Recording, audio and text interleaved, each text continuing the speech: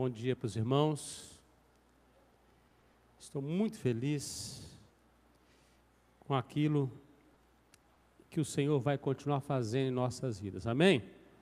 Está animado com o que Deus vai trabalhar na sua vida?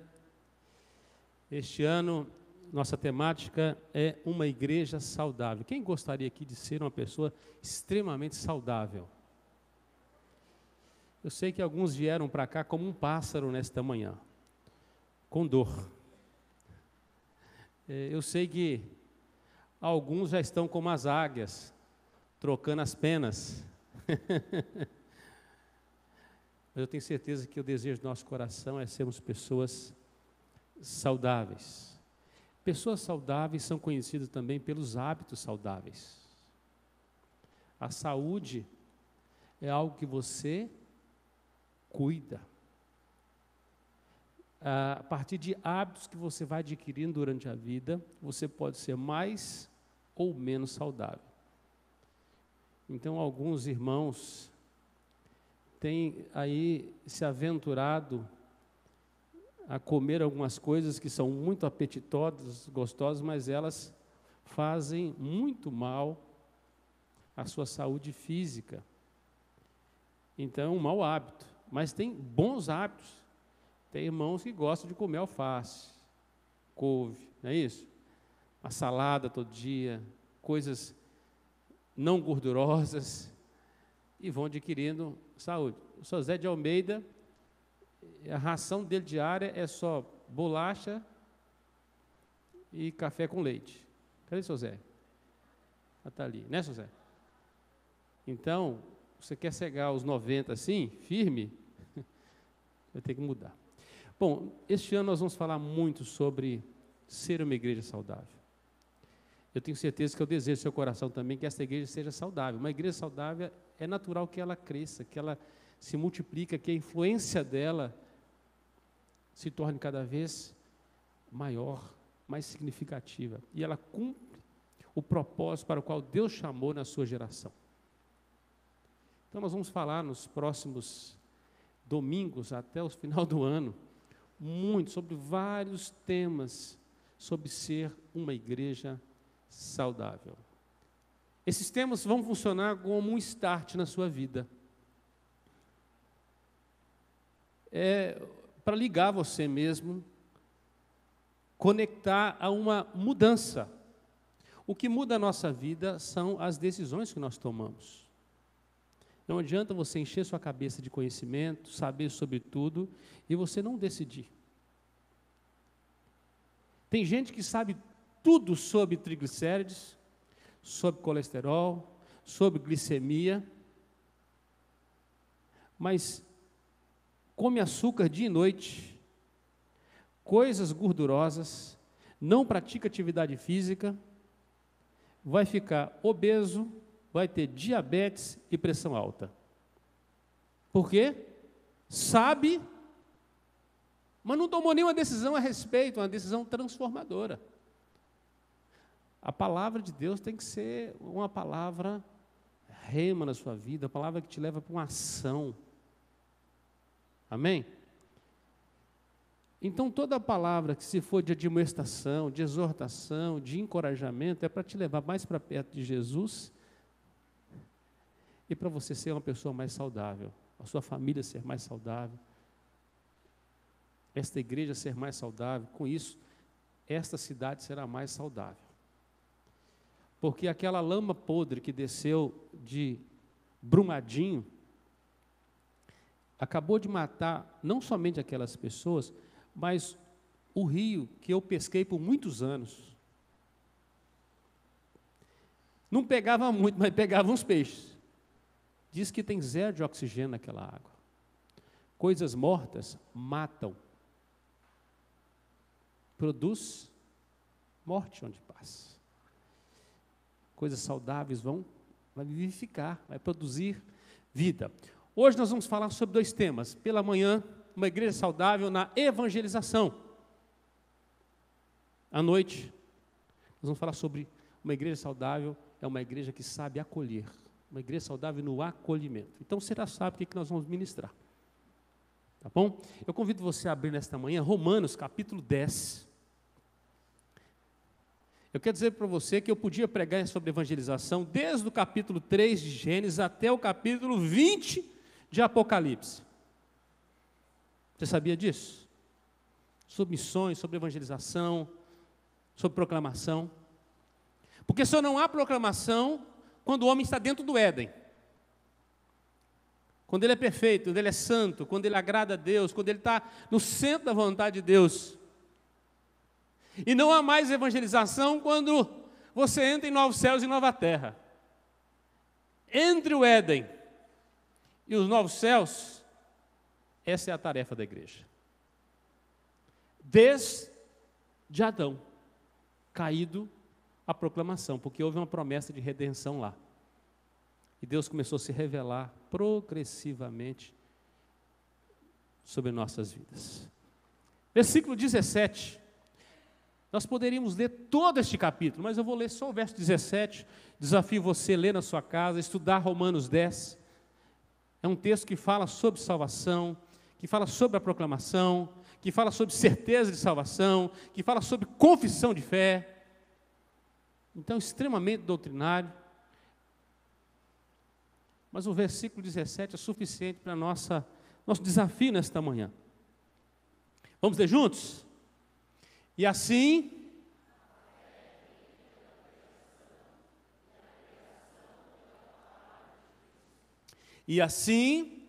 a fé vem e a pregação pela palavra de Cristo. E assim a fé vem pela pregação. E a pregação pela palavra de Cristo. Que fé é esta? Fé salvadora. Fé de confiar a sua vida a Cristo para a sua redenção, para que Ele seja Senhor e Salvador de sua vida. Feche seus olhos, vamos orar por esta palavra? Peça para Deus te desafiar nesta manhã, no nome de Jesus. Peça para Ele falar ao seu coração, que não seja o pastor Vilmar, que seja o Espírito de Deus soprando na sua vida, incendiando seu coração nesta manhã. Que nenhuma palavra do homem possa prevalecer, mas que a palavra de Deus prevaleça na sua vida, para a glória de Deus, para a edificação da igreja, em nome de Jesus.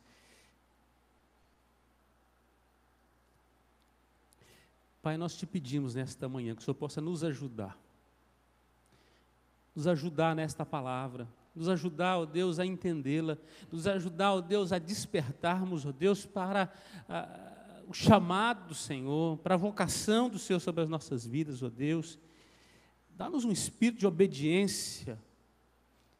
Dá-nos, ó Deus, ó Pai, um coração desejoso a andar na Tua vontade, mas dá-nos, ó Deus, também, ó Pai, não apenas um coração que deseja, mas um coração que obedece para a glória do Senhor. Fala conosco, ó Pai, é nossa oração, em nome de Jesus. Amém. Uma igreja saudável, ela é conhecida pela resposta saudável que ela dá em diversos aspectos. Como ela responde a diversas ordenanças, prescrições, aquilo que a palavra de Deus determina, aquilo que a palavra de Deus ela estabelece como regra, como parâmetro, como baliza para a nossa vida. Um crente saudável, uma igreja saudável, ela é conhecida pela resposta que se dá, não pelo conhecimento que se tem. Conhecimento é muito importante, mas se você acumular conhecimento e você não decidir sobre isso, você acumulou, foi condenação para você. Encheu a cabeça de informação, mas o coração está vazio. E as mãos não têm nenhuma obra para apresentar. Hoje, então, nós vamos falar da resposta saudável quanto à evangelização. Levando em conta, primeiro, a ordem divina. Mateus 28, 19 diz: ide, portanto, fazei discípulo de todas as nações, e vocês vão batizar em nome do Pai, do Filho e do Espírito Santo. Vocês vão fazer discípulos. O importante desse texto não é o ide, é o discipulado, é a obediência. E o ide aqui está numa outra conjunção. enquanto você se relaciona, enquanto você se movimenta, há uma ordem. Há uma ordem. Então, primeiro, levamos em conta a ordem divina. Segundo, a urgência da missão. Evangelho de João, capítulo 4, versículo 35, o Senhor Jesus diz assim: não dizeis vós que ainda há 4 meses até a ceifa? Eu, porém, vos digo, erguei os olhos e vedes os campos, pois eles já estão branquinhos para a colheita. Talvez você esteja atrasado, você está chegando atrasado, porque a colheita já começou. E se você não colhe no tempo certo, você perde a colheita. É por isso que quando eu morava na roça, e nós plantávamos arroz, tinha o tempo da colheita. E uma família que tinha uma propriedade ajudava o vizinho para não perder a sua colheita. Chegava o tempo que os frutos estavam maduros, tinham que colher. Era o tempo de cortar o arroz, de colocar num formato que ele pudesse secar, e quando ele secava, a colheita, e havia uma máquina que facilitava ali a retirada dos grãos da palha, que chamava colheitadeira, e tinha que jogar todo na colheitadeira naquele dia. Então era um mutirão, e toda a produção de um ano era colhida num só dia. Havia um mutirão. Era urgente. Então precisamos levar em conta a ordem. Segundo, a urgência da missão. Terceiro, a situação dos perdidos. Livro de Judas, carta de Judas, verso 22 e 23, só tem verso, porque não tem capítulo. Diz assim: e compadecei-vos de alguns que estão na dúvida, salvai-os, arrebatando-os do fogo.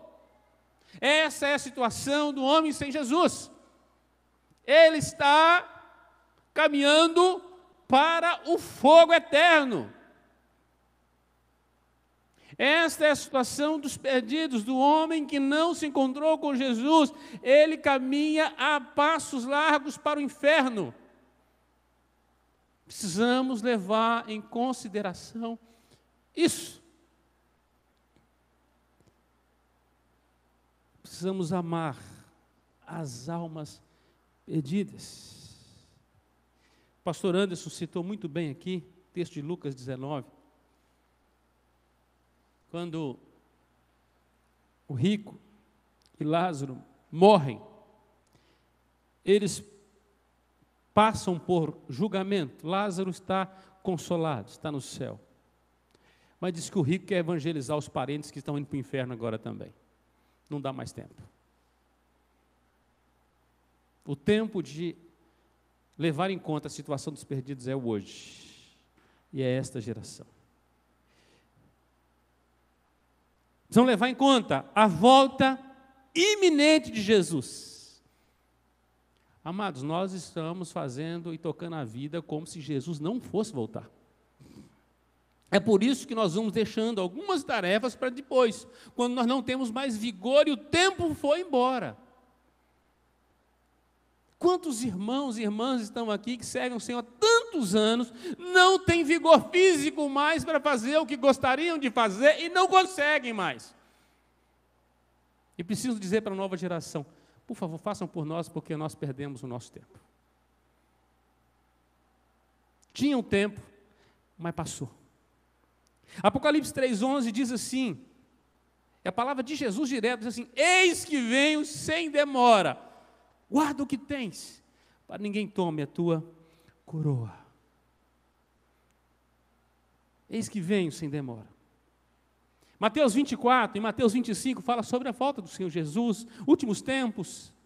Ele vai dizer assim: olha, 2 vão estar no campo, e assim como foi nos dias de Noé, 2 vão estar lá trabalhando, um será tomado, o outro vai ser deixado. 2 vão estar no moinho, um será tomado, o outro vai ser deixado. O que se fazia nos dias de Noé? Comiam, bebiam, casavam-se, davam-se em casamento. A vida era tocada naturalmente. Eles não a perceberam quando veio o dilúvio. Alguém tocou a trombeta naqueles dias. Noé tocou a trombeta. Somos o povo que Deus está nos chamando para isso, para essa geração. O que nós precisamos saber sobre evangelização?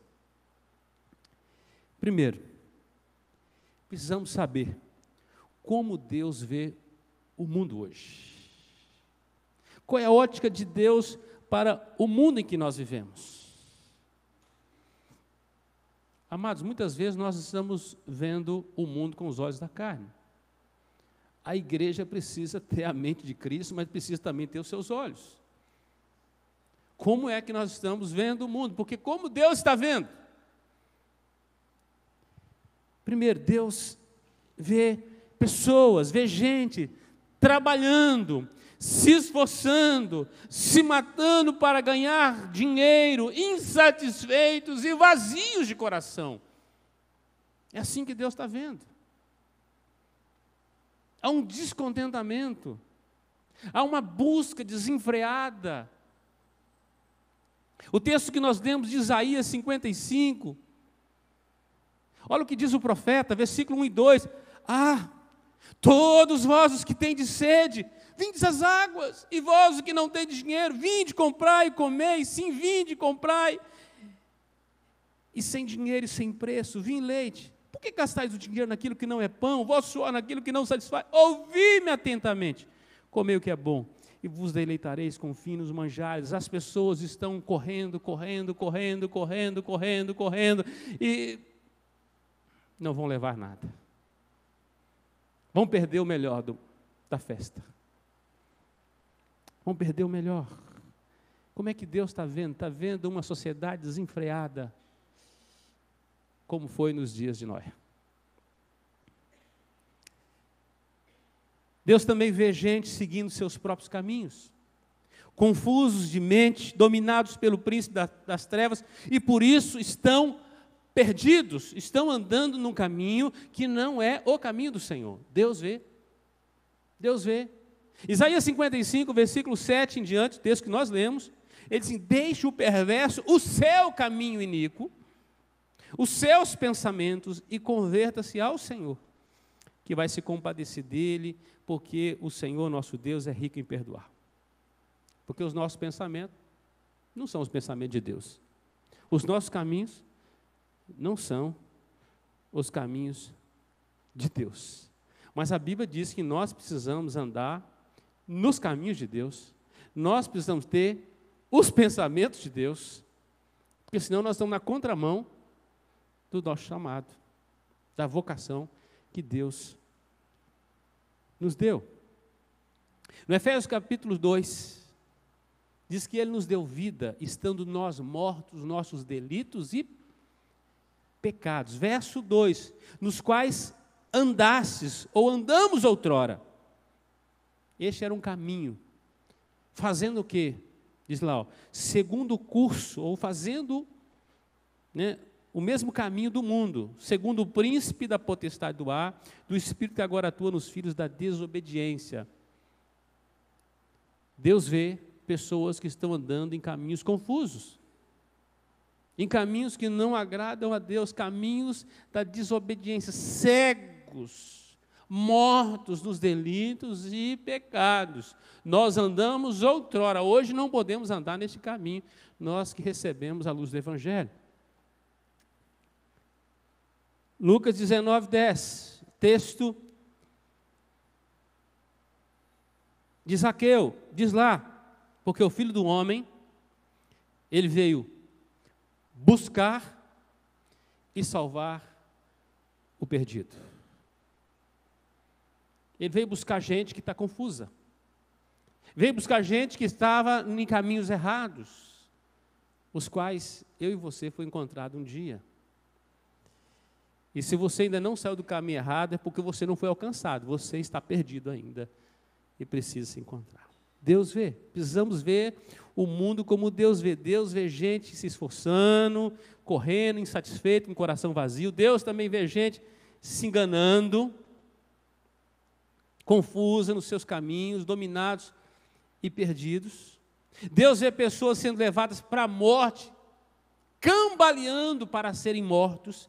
Diz o texto de Provérbios 24:11, diz assim: livra os que estão sendo levados para a morte e salva os que cambaleiam indo para serem mortos. Gente que está cambaleando para a morte.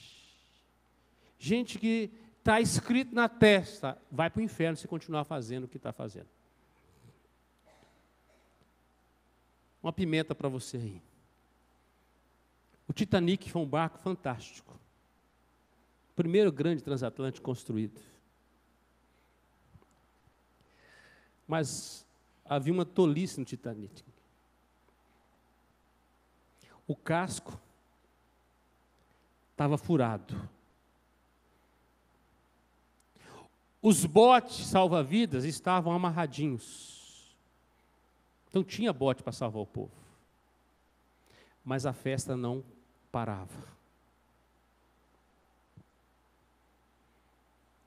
Não se atentaram para o risco. Não se atentaram e não se prepararam para sair do barco. Tinham os meios. A festa não parou. Não atentaram. Como Noé, que pregou o sermão mais longo da história, 100 anos. E ninguém ouviu a mensagem que ele pregou. Literalmente ele pregou. Em segundo lugar, precisamos saber qual é a vontade de Deus para o mundo. Não como ele vê, mas também qual é a vontade de Deus para o mundo. Deus tem sede de salvar. Deus tem sede de salvação. É por isso que na eternidade Ele preparou um plano de salvação, um plano de redenção. E para cumprir esse plano, Ele não pegou qualquer soldado para cumprir essa missão. A palavra de Deus diz que Ele pegou a sua delícia, o seu único filho, fez dele o primeiro missionário da história, e o maior missionário da história. Porque ele era a mensagem, ele era o conteúdo, ele era o mensageiro, ele era o sacerdote, ele era a oferta. Em 1 Timóteo 2,3 diz o seguinte: Deus, nosso Salvador, deseja que todos os homens sejam salvos e cheguem ao pleno conhecimento da verdade. É desejo do Senhor que todas as pessoas sejam salvos. Mas entre desejo e condição são coisas completamente diferentes. É por isso que Ele criou um plano de salvação. Deus tem prazer na proclamação da palavra, da sua palavra, na evangelização, no anúncio das boas novas. Se tem um negócio que enche o coração de Deus de alegria, é a obra da proclamação. Se você pretende agradar o seu Deus, evangelize o máximo possível. Você sempre estará fazendo o que Deus agrada, se você estiver pregando o evangelho. Segundo, Deus tem sido extremamente misericordioso. É vontade dEle. Em 2 Pedro 3,9 diz assim: Ele é longânimo. A ideia aqui é que Deus tem uma paciência que vai além da paciência humana, do limite humano. Deus não estoura facilmente, não tem estupim curto, Ele é longânimo. A palavra longanimidade é muito fácil de você compreender. Se você conhece aquelas seringas que se utiliza para tirar sangue, sabe? Que tem que colocar aqui, amarrar. Aquele elástico, é que aquilo não tem apenas meio metro, que se você estica vai a 1,5. É a longanimidade de Deus, é uma paciência que não estoura, porque senão Ele já tinha nos consumido. Ele não apenas é longânimo, mas a Bíblia diz que Ele é misericordioso. Ele tem prazer na longanimidade. Ele é extremamente misericordioso. É por isso que Ele está nos dando tempo ainda. Está nos dando tempo, dando ainda oportunidades. Deus não levou em conta a cidade de Nínive, que Jonas estourou, perdeu a paciência, perdeu a longanimidade, perdeu a compaixão. Deus não. E Deus diz para Jonas: Jonas, você não tem misericórdia de 120 mil pessoas que não sabem discernir entre uma mão e outra? O sermão mais duro da história foi ouvido. É por isso que pregador não tem que ter a preocupação de ficar pregando mensagem doce para o auditório, ele tem que pregar a palavra de Deus. Jonas pregou uma mensagem inflamatória, uma mensagem de juízo, condenatória, dizendo: olha, em 40 dias Deus vai destruir vocês, 40 dias para viver, 40 dias, continue fazendo o que vocês estão fazendo, 40 dias. Eu tenho certeza que você já viveu mais que 40 dias, tem alguns que mais de 40 anos. E a Bíblia diz que não foi um que se converteu, a cidade inteira. E o rei foi além, diz que ele mandou colocar, falou, até os animais estão convertendo, que colocou pano de saco até nos animais, todo mundo quebrantado aqui, a nação inteira, a cidade inteira. E a Bíblia diz que Deus não consumiu a cidade.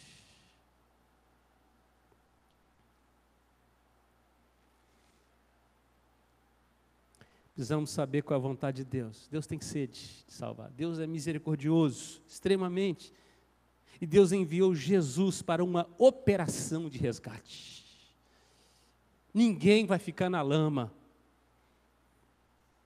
se invocar o nome do Senhor. Se o corpo de bombeiro, com toda a sua eficácia, não conseguiu salvar todos aqueles naquela lama, o Senhor Jesus é capaz de salvar. O seu sangue precioso é poderoso para isto. E Ele lança no projeto de resgate as cordas da salvação na pregação do Evangelho. Lucas 19:10, porque Deus enviou seu Filho para buscar e salvar o perdido. A ideia de buscar, porque Ele saiu da zona de conforto para ir até a zona de confronto. Entendeu aí? Ele saiu da zona de conforto. A Bíblia diz que ele se despiu da sua glória. Ele se esvaziou. Qual que é a nossa dificuldade? Se esvaziar de nós mesmos. Nosso ego é muito grande. Nós somos vaidosos, orgulhosos, queremos muito espaço. Para ir até o outro, a gente tem que se esvaziar. A Bíblia diz que ele deixou. Então ele veio buscar. Ele veio para uma operação de resgate. Uma operação de resgate, é uma operação de risco. E lhe custou a vida. Lhe custou a própria vida. Talvez você esteja lembrando da tragédia de Brumadinho agora. O corpo de bombeiro com o helicóptero tendo que se equilibrar a 1 metro, meio metro da lama. Qualquer movimento em face, mais 5 pessoas morrem. Tudo para salvar uma outra vida que está na lama. Operação de salvação leva risco. E com Jesus lhe custou a própria vida.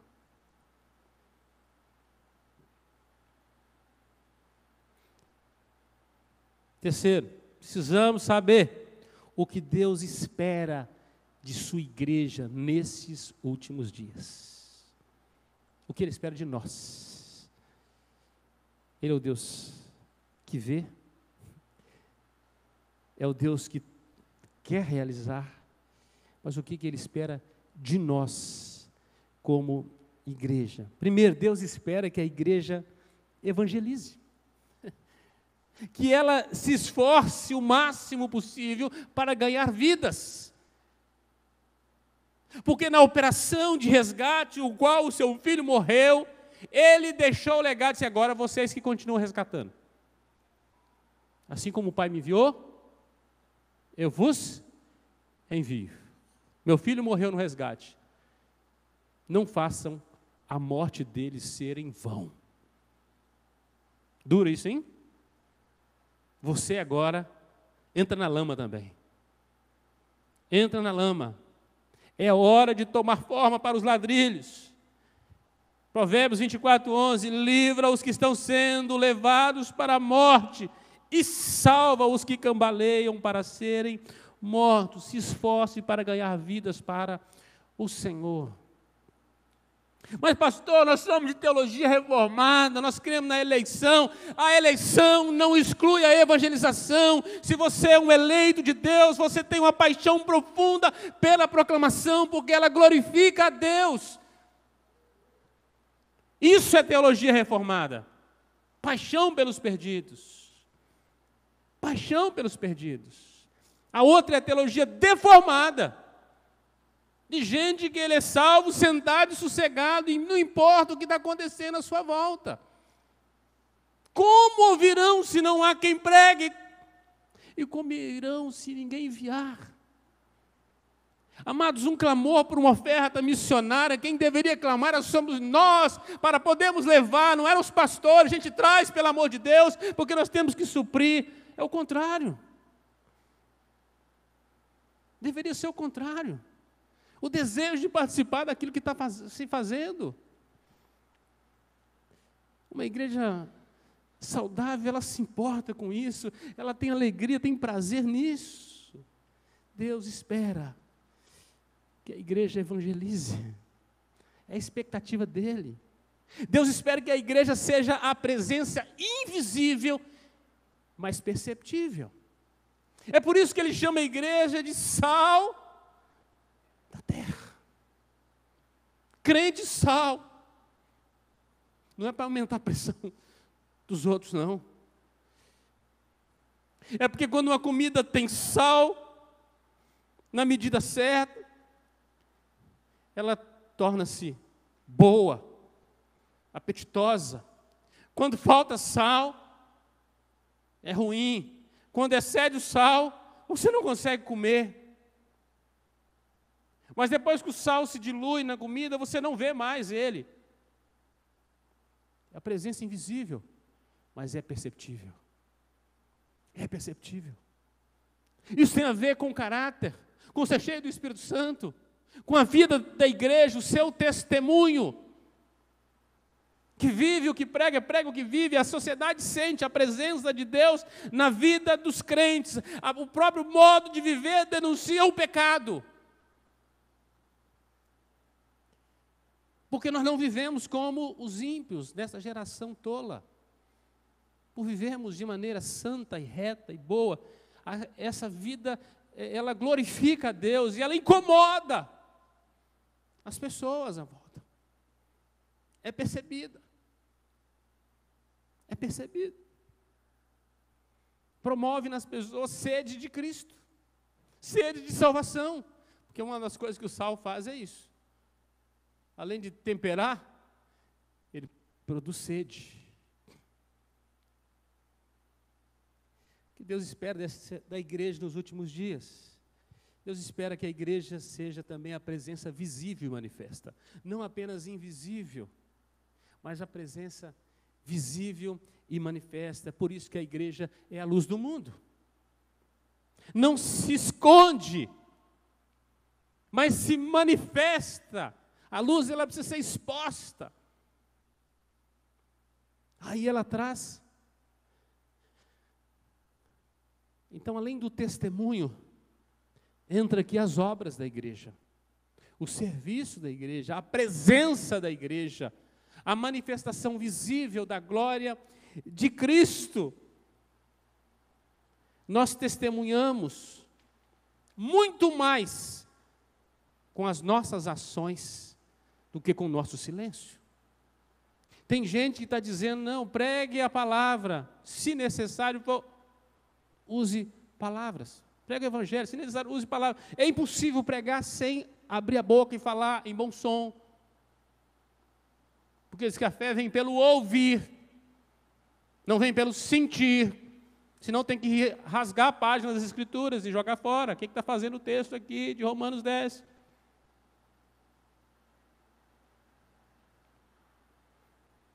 Também Deus espera que a igreja apresente frutos e não desculpas. Você sabe quando você dá uma missão para alguém e ele vem se justificar por que não fez? É porque o sol estava quente, é porque choveu, é porque fez frio, é porque ninguém me ajudou, é porque faltou recurso, é porque faltou tempo. Não é isso? São as desculpas? É porque eu fiquei receoso, sabendo que o Senhor é severo. Quem disse que Deus é severo? Mas o sujeito lá achou que Deus era severo. Entendeu, Revendo? E falou assim, receoso. Aí o que eu fiz com o meu talento, Ed? Eu enterrei ele. E quando o Senhor chegou para a prestação de contas, disse, é por isso que eu não fiz. Eu quero dizer para você, na parábola dos talentos, a desculpa ajudou? Hein? A desculpa de ter enterrado o talento ajudou? Condenou. Deus espera que a igreja apresente frutos e não desculpas. Provérbios 24:12 diz assim, olha, se disseres, pode colocar aí, por favor, na tela? Provérbios 24:12. Se disseres, não soubemos, não o perceberá aquele que pesa os corações? Está no texto aí, vamos ler juntos? Vamos lá? Se disseres, não soubemos, não o perceberá aquele que pesa os corações? Não saberá aquele que atenta para a tua alma? E não pagará ele ao homem segundo? Deus sabe. Deus sabe. Deus espera então frutos. Seja você uma árvore frutífera. Quarto lugar, o que é que precisamos saber? Precisamos saber o porquê evangelizar. Por quê? Primeiro, porque a evangelização promove a glória de Deus. Promove a glória de Deus. E Jesus, em tudo, ele procurou a glória de Deus. E no final de João 17:4, ele disse, eu te glorifiquei na terra. E diz o texto, consumando a obra que me confiaste. A obra confiada ao Filho está em Isaías 61. E diz, o Espírito do Senhor Deus está sobre mim. E Ele me ungiu. Para o quê? Pregar, aí está o texto. Pregar boas novas. Boas do evangelho aos quebrantados.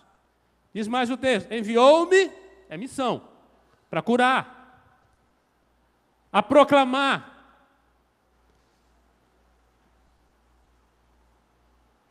A missão de Cristo glorificou o Pai. A igreja glorifica quando ela obedece proclamando. Por que evangelizar? Porque o que agrada e glorifica a Deus é isso que o crente deve fazer. Qual é o fim principal do homem? Quem já estudou catecismo sabe. Qual é o fim principal do homem? Glorificar a Deus. É para isso que você existe. Se você não sabia, o fim principal do homem é glorificar a Deus. Nada mais glorifica a Deus do que obedecer a ordem dele. O Salmo 92, versículo 96, 2 e 3 diz assim, cantai ao Senhor, bendizei ao seu nome, proclamai a sua salvação, dia após dia. Vamos fazer uma tarde de evangelismo? Todo mundo vai. Mas o ano tem 365 dias. Que dia que é dia para evangelizar? Todo dia, o dia todo. Não pode apagar a luz, irmão. Acendeu de manhã, apaga de novo. Não. O dia inteiro. Quando é que você precisa ser sal? O tempo todo. O texto continua: anunciai entre as nações a sua glória, e entre todos os povos as suas maravilhas. A gente canta, mas isso precisa descer. Não pode ser só emoção, ela precisa tornar vida. Proclamação. Uma igreja saudável, ela tem essa paixão para proclamar. Ela quer promover a glória de Cristo pela proclamação. Precisamos saber o porquê evangelizar. Porque primeiro promove a glória de Deus. Segundo, porque a evangelização revela o amor aos perdidos. Como é que você prova que você ama aqueles que estão perdidos no mundo? Dando o recado que Deus mandou dar para eles. Se a sirene não funcionou em Brumadinho, ela precisa funcionar em São Vicente, no nome de Jesus. Amém? Precisa funcionar na sua família, cara. Seus parentes estão indo para o inferno. Você está tocando a sirene? É você que tem o botão. Deus te deu ali o botão. Ah, mas tem outros parentes da minha família que são crentes. Eles que preguem. Deus vai cobrar o seu apertão de botão. É você que vai tocar a trombeta. Desculpa, não vai funcionar no dia, não. Em Mateus 9,36 diz o seguinte: Jesus se compadeceu das multidões, porque eles estavam aflitas e exaustas, como ovelhas sem pastor. Precisava de compaixão. A evangelização, ela revela o amor de Deus aos perdidos. Como Deus vê e o que Deus quer fazer por eles.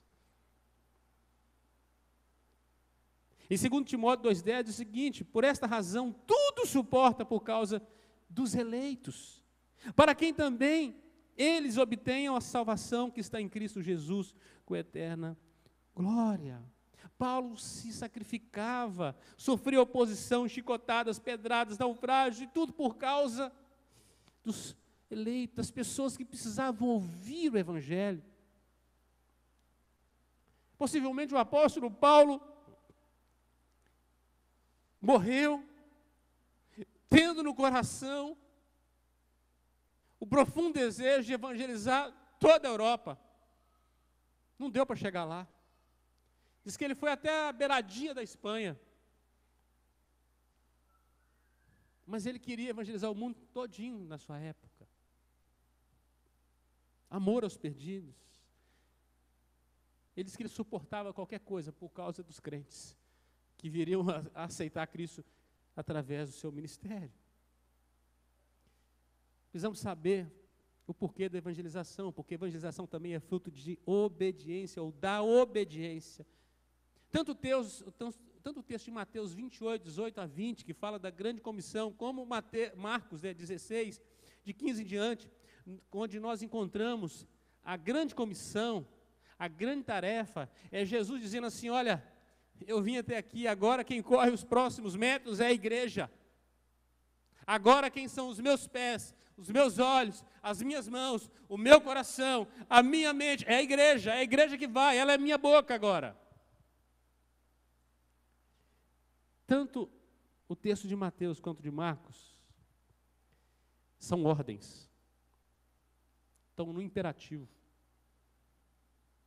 é mandamento para a igreja. É mandamento. Não é para ser conhecido, admirado, decorado. É para ser obedecido. Ir, fazer discípulos e recebê-los. Para fazer discípulo tem que haver proclamação. 1 Coríntios 9,16, Paulo chegou a dizer: ai de mim se não pregar o Evangelho. Ai de mim se não pregar. Sobre mim pesa esta obrigação. Você pode ver a evangelização também como obrigação. Eu sou obrigado a pregar o Evangelho. Eu não tenho outra opção. Porque se eu sou eleito, esse é o caminho. Em João 4,35, Jesus nos ensina que a evangelização é uma santa semeadura,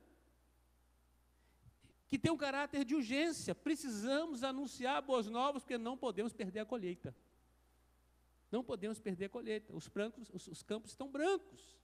No versículo 36 de João 4, Jesus nos ensina que o resultado desta obediência é que a colheita traz alegria àquele que saiu para a ceifa. Alegra também quem trabalha nela. Se você trabalhar numa colheita, há celebração. Aí eu volto para a roça onde eu morei. Quando terminava a colheita do arroz, aí a mulherada, porque juntava todas as famílias da região, era o banquete. Gente, era uma festa da vizinhança que era um negócio sem igual. Aí vinha as panelas, né? Era a hora do faz-me rir. Celebração, alegria, música, festa. Terminamos a colheita. Terminamos a colheita. Não era fácil. Um período difícil de colheita, muito trabalho, a gente ficava exausto. Mas era prazeroso. Em 1 Pedro 1:12, diz que os anjos, eles não desejavam, eles desejam, eles anelam, eles suspiram pelo desejo de cumprir a nossa missão. E dizem até por aí que houve uma conversa no céu, os anjos estavam inquietos porque a igreja não estava proclamando como deveria. E os anjos desesperados, muitos vão se perder, a colheita está se perdendo nessa geração, precisamos fazer algo. E houve uma reunião. E falou, nós temos que levar para o chefe a nossa solicitação. E disse que chegaram lá para conversar com o pai. Olha, eu sei que a missão foi dada para a igreja. Mas o senhor deve ter um plano B, né? Porque nós estamos aqui com o nosso exército preparado para fazer a colheita. Não tem um plano B. E se o plano A falhar? O plano A é o plano de Deus, é a igreja. Eles vão se perder. O plano é a igreja. Diz lá o texto de Pedro: vos foram anunciadas por aqueles que pelo Espírito Santo enviado do céu vos pregaram o Evangelho, coisas essas que os anjos anelam para escutar. A tarefa mais preciosa, nenhum anjo teve essa missão que nós temos, gente. O privilégio de anunciar a salvação. Deus confiou a nós. Eu quero concluir. Deus nos deu o privilégio de sermos seus atalaias, seus arautos, aquele que fala em nome do rei, cooperadores desta tarefa, ministros, seus embaixadores. E no final de tudo, ainda nos promete que nós vamos receber uma coroa da justiça. Evangelização é anunciar boas novas, dar uma boa notícia. Uma notícia que ela é importante e é urgente. Como o semeador que lança a semente no solo, assim é a pregação do Evangelho. Alguém lança a semente, outro rega, outro colhe. Todos participaram. Dentro da minha casa, pregaram o Evangelho sempre. Eu nasci dentro de um lar onde a pregação do Evangelho era algo natural. Muitas famílias oraram por mim, muita gente cooperou para a minha redenção. Muitos irmãos oraram. Eu ouvi o Evangelho e fui confrontado com muita gente que eu nunca vi. Primeira vez que encontrei, a pessoa pregou o Evangelho para mim. Se eu não tivesse nascido num lar presbiteriano, cristão, um lar salvo em Cristo Jesus, eu teria também a mesma oportunidade de ouvir do Evangelho, porque me pregaram, ou pregaram para mim várias vezes. A evangelização é a propagação das boas novas. Assim como você fica com o dedinho coçando quando você recebe aquela piada, aquele vídeo, aquela conversa, aquela história que você quer compartilhar nas mídias sociais, você deveria fazer isso com mais alegria, com mais vigor, com mais dedicação, quando é para dar uma notícia que salva. como aquelas que foram contadas pelos leprosos de Samaria.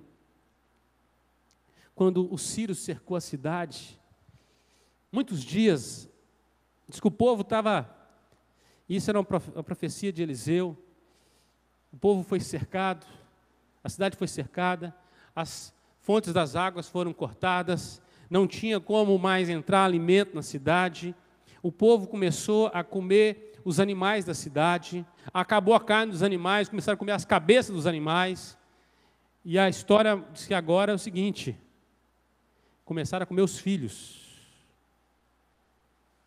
Quando a necessidade aperta, as pessoas mudam seus valores. Complicado, hein? Diz que uma negociava com a outra: hoje a gente cozinha seu menino, amanhã a gente cozinha o meu. Que é isso, pastor? Está na Bíblia, se você ler. Lá em 2 Reis, capítulo 7. E diz que os leprosos que ficavam do lado de fora e recebiam seu marmitex diariamente, porque eles não podiam entrar na cidade, eles eram excluídos por causa da doença que era contagiosa,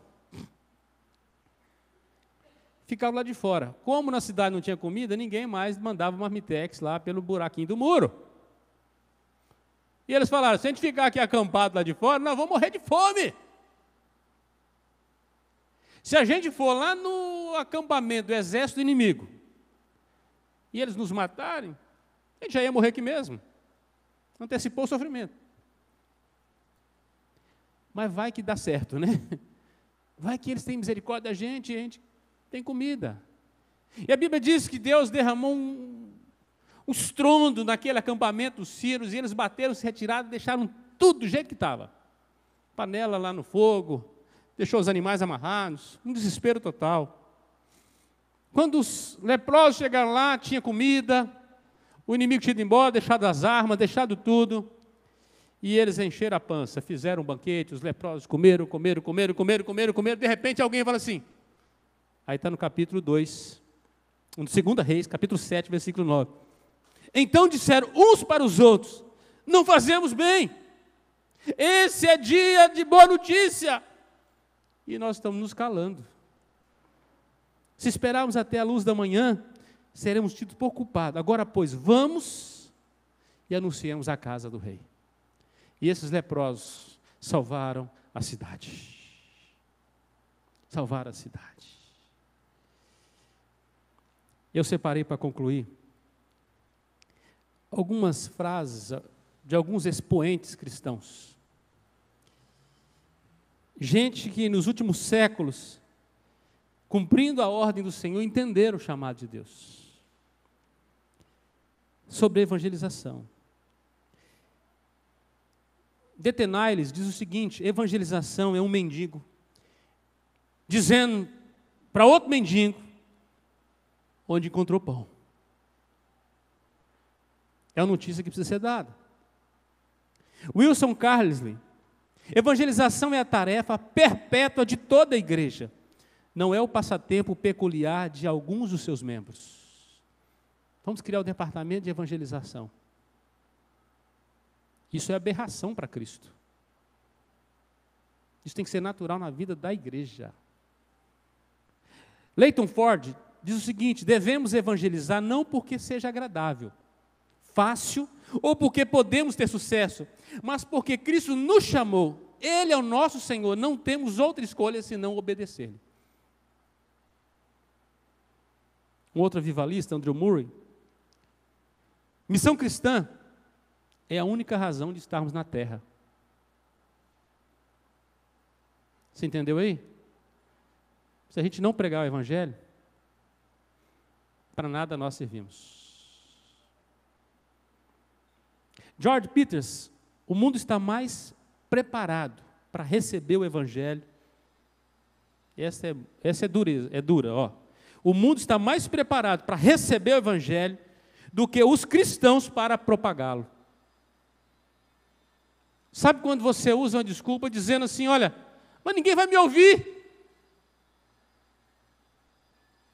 E a gente escuta todo tipo de desculpa, diz assim: olha, pastor, panfleto não funciona mais. Bater de casa em casa não funciona mais. Culto na praça não funciona mais. Você sabe o que não funciona, irmão? Não fazer. não fazer. Isso não funciona. Ele está dizendo que o mundo está mais preparado para receber o evangelho do que nós para pregar. O mundo está pedindo, pelo amor de Deus, para a gente anunciar o evangelho. John Wesley, que pregou 40.000 sermões, montado em cavalo, entrando nas minas. Pensa esse aqui dá um cor na gente. Ele diz assim, olha, tua tarefa única na terra é esta, salvar almas. Salvar almas. Este é filho de uma mãe que orou 25 anos pela conversão dele. E Deus usou ele poderosamente, tanto ele quanto o irmão que escreveu muitos hinos. Outro que morreu novo, David Brainerd. Nunca me preocupei nem onde viveria, nem como viveria, nem que provação teria que sofrer, desde que assim eu pudesse ganhar mais almas para Cristo. É quando esse mundo já não nos importa mais, mas a vontade do Pai nos importa mais. Um outro pensador anônimo diz o seguinte, alguém orou, Deus, tem misericórdia dos perdidos. E diz que ele teve a segunda resposta, eu já tive misericórdia, agora é a vez de você ter. Você precisa ter agora. Prega o evangelho. Um evangelista que eu conheci pessoalmente, Reinhard Bonk, fazendo as suas cruzadas no mundo, ele expressou, não pregar o evangelho significa que estamos escondendo o remédio do paciente. Ele diz uma outra vez, o evangelho é eterno, porém não temos a eternidade para pregá-lo. Nós só temos o tempo que vivemos para alcançarmos aqueles que vivem enquanto vivemos. Não temos influência na outra geração e nem na que passou. Essa é a nossa geração. Você está entendendo? Esse é o nosso tempo. Se nós perdemos o tempo de Deus, perdemos tudo. Um outro, Leonardo Ravenhill, diz o seguinte, será que um marinheiro ficaria parado se ouvisse o clamor de um náufrago? Será que um médico permaneceria sentado comodamente, deixando seus pacientes morrerem? Será que um bombeiro, ao saber que alguém está perecendo no fogo, ficaria parado e não prestaria socorro? E você conseguiria ficar à vontade, em Sião, vendo o mundo ao seu redor ser condenado? Hoje, o pastor mais influente da nossa geração, Rick Warren, pastor de Saddleback nos Estados Unidos, autor daquele livro, Uma Igreja com Propósito, Uma Igreja com Propósitos. Vale a pena você ler as literaturas dele. Ele diz o seguinte, a saúde de uma igreja é medida pela sua capacidade de enviar missionários, e não pela capacidade da lotação dos bancos que ela possui. Eu creio que ele está fazendo uma releitura do que viveu a igreja moraviana, quando a região boêmia foi visitada pelo Evangelho e foi alcançada por um grande avivamento, os morávios começaram uma reunião de oração, como nós vamos começar hoje, à meia-noite, 24 horas de oração. E diz que essa reunião não acabou mais. Por 100 anos eles ficaram com a igreja aberta, orando. Por quê? Pela obra missionária. E a igreja, da história inteira, nunca enviou tantos missionários quanto eles, porque chegou um tempo que havia para cada 10 pessoas da igreja, 6 nos campos, pregando o evangelho em campos distintos, levando o evangelho a todos os lugares, inclusive aos Estados Unidos da América, de onde veio o nosso missionário para cá. Para você ter uma ideia, Billy Graham faleceu com seus 99 anos, o maior evangelista do século passado. Ele diz o seguinte, a Bíblia não manda que os pecadores procurem a igreja, não manda. Mas ordena que a igreja saia em busca dos pecadores. O maior teólogo da igreja reformada, João Calvino, diz o seguinte: o evangelho não cai das nuvens como chuva, por acidente, mas é levado pelas mãos dos homens por onde Deus os enviou.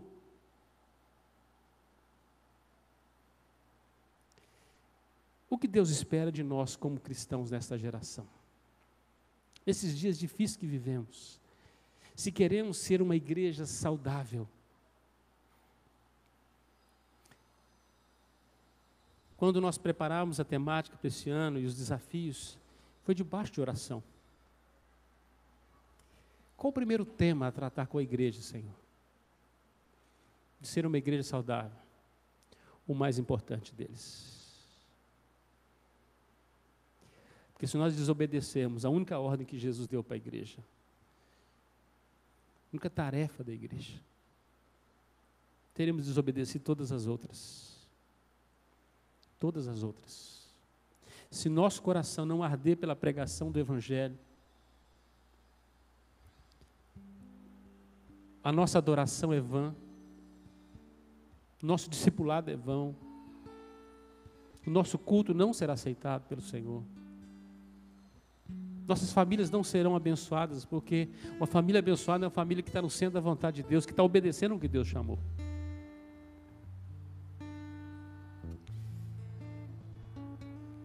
Eu acho que nós merecemos um desafio nesta manhã, de orarmos por isso, para Deus avivar a paixão evangelística em cada crente dessa igreja.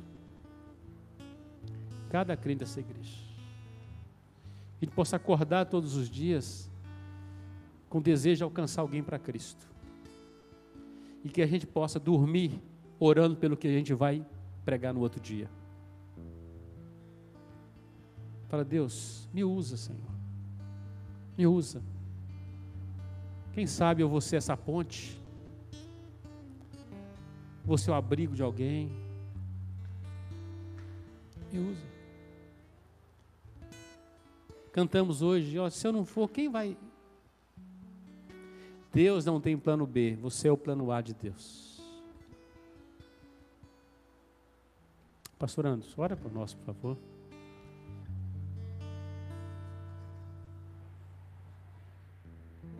Depois da oração, Ministério de Louvor, vamos encerrar com a adoração. Pai, clamamos a Ti nessa manhã, que o Teu Santo Espírito, que nos convence do pecado, possa soprar nos corações,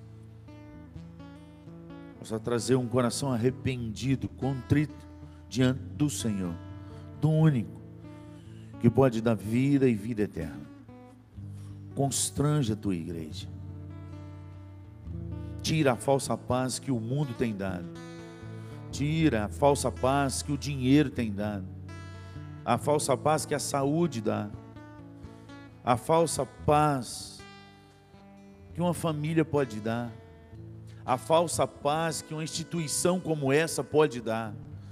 Só o Senhor é a nossa paz. Só o Senhor é vida e vida em abundância. Tira em nome de Jesus essa falsa segurança que uma teologia sem o Espírito pode dar. Esse mero conhecimento sem o sopro do Teu Espírito. Tira no nome de Jesus. Traz tormenta no nosso coração, até que nos curvamos diante do Senhor, até que haja arrependimento de fato e de verdade, conversão, mudança de mente, de coração, não só de palavras. O que adianta cantar aqui na frente, Pai, e não viver o Teu Evangelho, a Tua palavra, e não obedecer o que o Senhor manda? O que adianta pregar aqui na frente? O que adianta vir em todos os cultos, escutar todas as mensagens e entrar neste lugar e ficar do mesmo jeito? Entra ano e sai ano, não muda, não perdoa, não pede perdão. Tem misericórdia de nós, meu Deus, porque a nós pertence o corá de vergonha. Pois o Senhor tem nos plantado nessa cidade para ser luz, para ser diferente. Tem misericórdia de nós. Convence o nosso coração nessa manhã. Perturba a nossa alma, até que possamos estar nos caminhos do Senhor. Até que possamos estar prostrados diante do Deus verdadeiro. Até que possamos estar num caminho de obediência à tua palavra. E não só andar com ela debaixo do braço e citando de cor. O caminho da graça passa pelo caminho da obediência. E sem obediência nunca houve graça.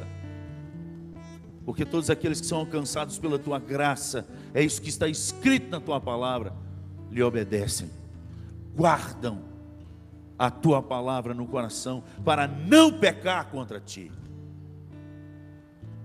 Pai, que essa manhã haja um avivamento vindo do teu Espírito, uma tormenta santa, para que haja um redirecionamento dos caminhos do Senhor, que liberta, que limpa, que cura, que salva. E que assim a tua igreja, no poder do teu Espírito, possa sair a proclamar o Evangelho. Porque proclamar o Evangelho sem o poder do teu Espírito mata mais do que traz vida. Traz a tua igreja para ti. Só tu sabes se o vale de ossos secos pode reviver. Só tu sabes se pode se levantar um grande exército. Deixa-nos ouvir a tua voz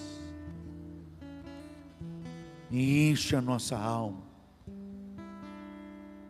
Aviva a tua igreja. Responde à oração de Abacuque. Responde à oração que o Senhor permitiu deixar registrado na tua palavra. Responde, Pai. Essa é a nossa súplica nessa manhã. Pois nós oramos no nome poderoso de Jesus Cristo. Em nome de Jesus. Amém e amém. Pode se colocar de pé. Louvemos assim. Se eu não for,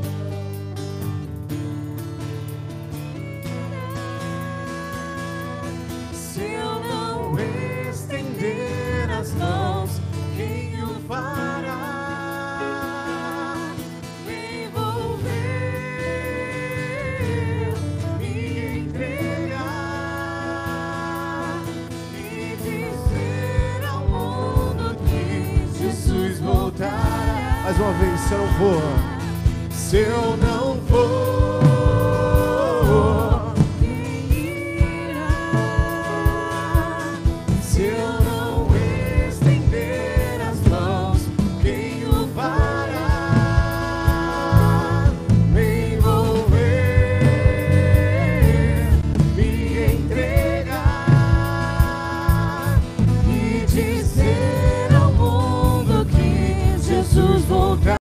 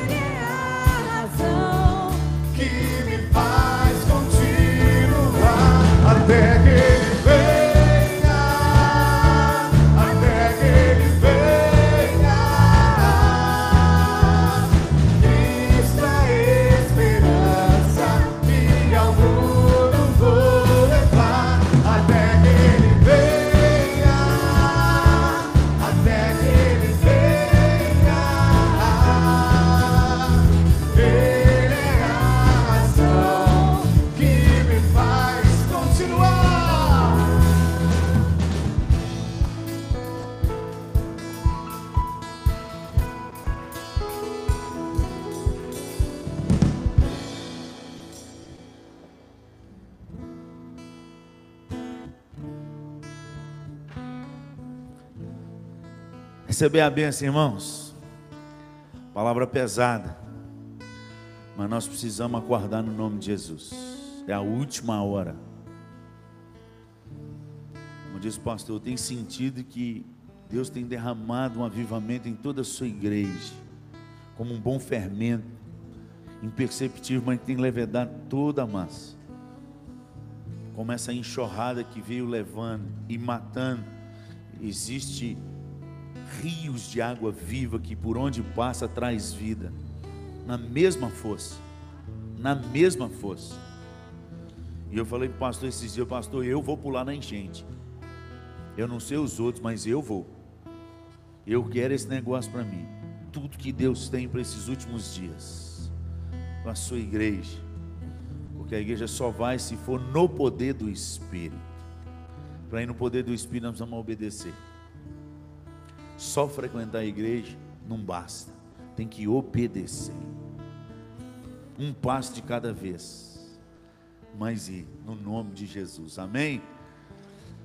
Pai, muito obrigado pela tua palavra, pelo teu Espírito vivo, santo, que nos constrange. Louvado seja o nome do Senhor. Eu te agradeço pelo amor do Senhor por nós, pois a tua palavra é clara e diz que o Senhor corrige a quem ama. Que o Senhor continue nos corrigindo todos os dias da nossa vida, para que possamos continuar andando no caminho do Senhor. E só Ele nos basta. Queremos entender e andar nos teus pensamentos, nos teus caminhos, que são muito mais altos do que os nossos.